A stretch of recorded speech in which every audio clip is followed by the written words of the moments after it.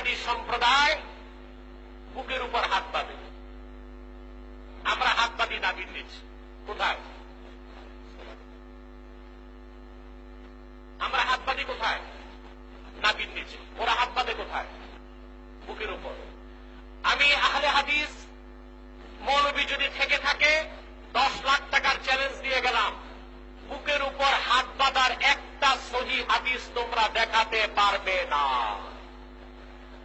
সহিহ ইবনে খুজাইমা থেকে তোমরা যে হাদিসটা বলো ওয়াইল ইবনে হুজুর বর্ণনা করেছেন, সেই হাদিসের ব্যাপারে তোমাদেরই বড়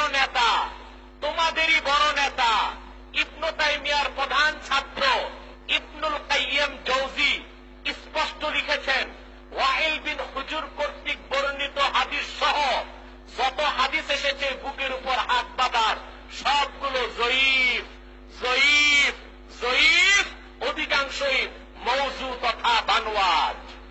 আর আমরা যে হাদিসে আমল করি, নাভির নিচে হাত বাঁধি, এটা সিয়াসিত্তার প্রসিদ্ধ কিতাব মাকতাবাতুর রাশাদ, সৌদি আরব রিয়াদের ছাপ, আবু দাউদ শরীফ প্রথম খণ্ড 323 পৃষ্ঠার হাদিস।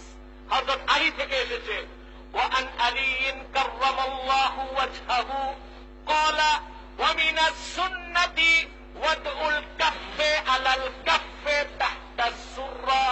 হযরত আলী ফতোয়া দিয়েছেন, পুরুষের জন্য সুন্নাত হচ্ছে বাম হাতের উপর ডান হাত ধরবে, নাভির নিচে বাঁধবে। বলেন সুবহানাল্লাহ। তা সুন্নাত কি? বুকের উপর হাত বাঁধা না নাভির নিচে? কথা বলে না, বুকের উপর না নাভির নিচে? চলে বলতে হবে বুকের উপর না নাভির নিচে। আমরা বুকের উপর হাত বাঁধতে বলে আমাদের মা বোনদেরকে, ঠিক কিনা বলেন? বড় আশ্চর্য, আমাদের মা বোন বুকের উপর হাত বাঁধে, লামাযহাবী বড় বড় মৌলবীরাও বুকের উপর হাত বাঁধে। মাযহাব ছেড়ে লাভ হয়েছে কি? আমাদের মা বোনদের সমান গ্রেড পাইছে, ঠিক না? আমাদের মা বোনদের সমান গ্রেড পাইছে।